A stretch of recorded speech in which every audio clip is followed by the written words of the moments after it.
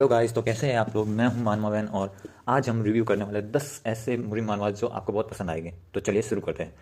और रिव्यू करने से पहले 3 ऐसे पॉइंट जो कि बहुत ही ज़रूरी है मुरीम मानवा से देखने के लिए। पहली बात, एक्शन। और दूसरा, कैसे कलर्स यूज हो रहे हैं। और तीसरा, डिस्ट्रक्टिवनेस।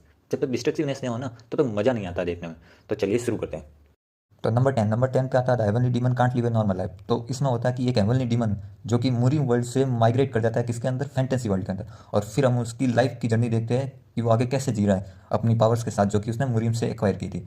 और ये बहुत ही टॉप नॉच मानवा है। इसको मैंने इसलिए 10 नंबर पे इसलिए रखा क्योंकि ये फैंटेसी वर्ल्ड के बारे में ज़्यादा बात करती है, ना कि किसके बारे में, मुरीम वर्ल्ड के बारे में। तो इसलिए अपन इसको 10 पे रखेंगे। अब नंबर 9 पे आता है the records of the swordsman scholar. तो ये बात होती है कि इसमें एक इंपेरियल स्कॉलर होता है जो कि जिसको मुरीम के बारे में जानना होता है, क्योंकि उनके जो एम्परर होते हैं उसको बहुत ही पसंद आती है मुरीम की टेल्स होती है जो। इसलिए ये बहुत ही ज़्यादा स्टडी करता है मुरीम को, लेकिन फिर ये मार्शल आर्ट्स सीखना चालू कर देता है और फिर इसकी जर्नी स्टार्ट होती है मार्शल आर्ट्स के अंदर, क्योंकि ये बहुत ही ज़्यादा तगड़ा मार्शल आर्ट्स मास्टर बन जाता है।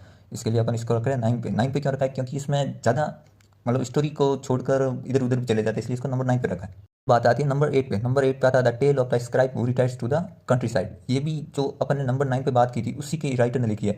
और ये भी मतलब बहुत ही ज़्यादा अच्छी मानवा है मुरीम के हिसाब से। और इसमें होता है कि एक जो इसमें भी एक स्कॉलर होता है जो कि अपना जो टेस्ट होता है वो पास नहीं कर पाता है, कोई भी इंपीरियल टेस्ट होता है। उसके बाद ये चालू कर देता है मार्शल आर्ट सीखना, क्योंकि इसको एक मार्शल आर्ट्स पकड़ के बोलता है कि मेरे लिए तू बुक लिखेगा, अगर बुक नहीं लिखेगा मैं तेरे को जान के मार दूंगा।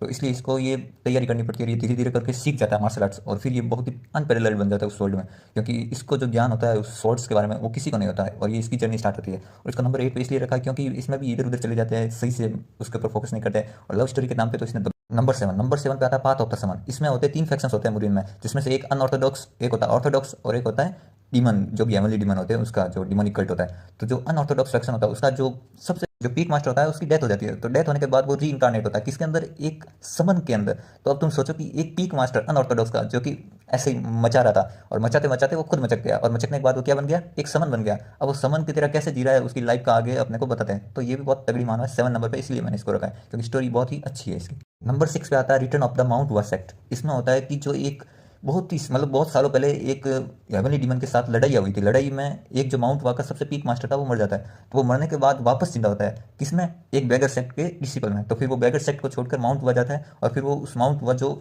सेक्ट था उसको वो राइज करता है वापस अपने पीक पर। तो उसके राइज करने के बीच में जो भी सारी घटनाएं घटित होती है उसके बारे में रिटर्न ऑफ द माउंट हुआ सेक्ट की मानवा है, और बहुत ही अच्छी मानवा है, इसको जरूर ट्राई कीजिए। तो हम आते हैं टॉप 5 पे। ये जो मानवा है ये आपको जरूर देखनी है, कुछ भी हो जाए दोस्तों। अगर नहीं देखा ना तो मैं क्या ही कर लूँगा, आपकी मर्जी, देखो ना देखो, मेरे को तो बहुत अच्छा लगेगा तो आपको भी बहुत अच्छा लगेगा ना। हाँ, तो देखनी चाहिए।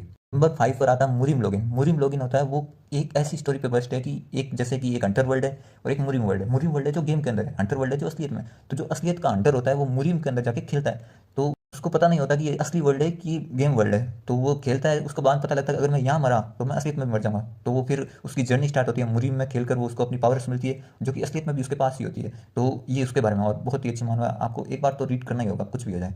आते हैं नंबर 4 पर आती है drifter of the drifting moon. तो ये एक मानवा है जो कि मेरे हिसाब से बेस्ट मानवा बोल दो, कलरिंग के हिसाब से, डिस्ट्रक्टिवनेस के हिसाब से और स्टोरी के हिसाब से। इसमें वैसे तो 3 आर्क्स अभी तक हो चुके, 3 सीजन, और बहुत ही अच्छी मानवा है। 104 के आसपास इसके चैप्टर हुए अभी तक। और इसमें होता है कि एक बहुत ही साधारण इंसान होता है जो कि आराम से घूम रहा होता है, घूमते घूमते उसको कोई असेसिन पकड़ लेता है। तो असेसिन होता है वो जो घूमते घूमते असेसिन पकड़ लेता है। तो असेसिन होता है वो उसको फिर असेसिन्स की ट्रेनिंग देता है और फिर उसको एक मिशन पर भेजते हैं। लेकिन उस मिशन के आगे क्या होगा वो आपको उसी के अंदर जानना पड़ेगा, मैं इधर नहीं बताऊंगा क्योंकि मैं स्पॉइल नहीं करना चाहता आप लोगों को। अब आते हैं नंबर 3 पर मैं रखूंगा गोसू को। गोसू एक ही बहुत ओल्ड स्टाइल मानवा है और मुरिम मानवा है। इसकी डिस्ट्रक्टिवनेस है, इसके जो कलरिंग ग्राफिक्स है बहुत ही अच्छी है। इसको अगर अभी कोई एनिमे में भी अडेप्ट कर लेना तो मैं यार खुशी से उछल उछल के पागल हो जाऊंगा। और ये बहुत ही तगड़ी मानवा है। इसके अंदर होता है कि एक जो शिष्य होता है किसका, एक बहुत ही बड़े पावरफुल, सबसे पावरफुल जो होता है मुरिम का एक पीक मास्टर होता है उसके होते हैं। तो वो जो गुजरने के बाद, उसके गुजरने के बाद ये आता है मुरिम वर्ल्ड के अंदर आता है, लेकिन उसको पता लगता है उसका तो सेक्ट ही गायब हो गया, वहाँ से कोई सेक्ट एग्जिस्ट ही नहीं करता इस नाम का। तो फिर वो अनएम्प्लॉयड हो जाता है। फिर उसको एक टाइम टेवरन होता है, मतलब जो कि एक रेस्टोरेंट होता है उस टाइम का, उसमें उसको जॉब मिल जाती है। फिर वो जॉब मिलने के बाद वो उसके अराउंड ही एक स्टोरी इवॉल्व करती है। फिर वो जो उसका रिवेंज होता है उसके मास्टर को जो बिट्रे किया था उस सेक्ट के जो डिसिपल्स थे उसके बारे में भी बताया जाता है। ये बहुत ही तगड़ी मानो है, आपको एक बार तो ट्राई करना ही चाहिए। आते हैं नंबर 2 पर और नंबर 1 पर, जो मतलब मेरे को ऐसा लग रहा था कि किसको रखूं, लेकिन मैंने इसको नंबर 2 पे रखा। तो आप ज़्यादा नाराज मत होइए क्योंकि आपका ही फेवरेट भी हो सकता है। नंबर 2 पर आती है नैनो मशीन। नैनो मशीन को अगर एक वर्ड पे डिस्क्राइब करना हो तो इसको बोलते हैं मास्टरपीस।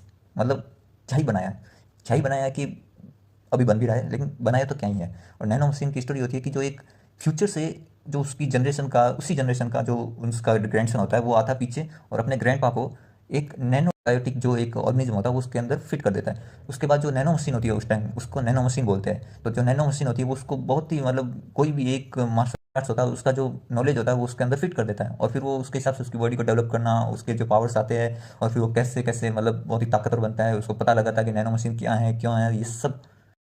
फिर ये पावर के एपिटोम में वहाँ पर जाना, और बहुत ही मस्त मानवा है, इसको एक बार आप ट्राई तो करना ही चाहिए। आती है नंबर वन पे जो मानवा है उसको आपने नहीं पढ़ा तो आप मुरीम मानवास के फैन ही नहीं हो। मुरीम मानवास की एक ही पहचान, legend of the northern blade. और ये मानवा क्या ही बोलूँ, इसको बोलते हैं ना आइसबर्ग की जो पीक होती है उसको बोलते हैं legend of the northern blade. इसके अंदर इसमें दो पावर्स होती है, एक होती है राइटसनेस और एक होती है फुल डिमोनिकनेस। जो डिमोनिक वाली जो साइड होती है उसको अपन साइलेंट मून बोलते हैं। तो साइलेंट मून होता है मून के खिलाफ लड़ने के लिए जो राइटर्स सेक्ट होते हैं वो बनाते हैं, एक सेक्ट बनाते हैं नॉर्थन सेक्ट होता है। जो कि नॉर्थन सेक्ट होता है वो उसके खिलाफ लड़ता है, किसके खिलाफ, साइलेंट मून के खिलाफ। तो जो एक बार साइलेंट मून होता है वो रुक जाता है, कोई भी अटैक नहीं करता है। तो जो नॉर्थन सेक्ट होता है उसकी पावर बहुत ही ज़्यादा होती है।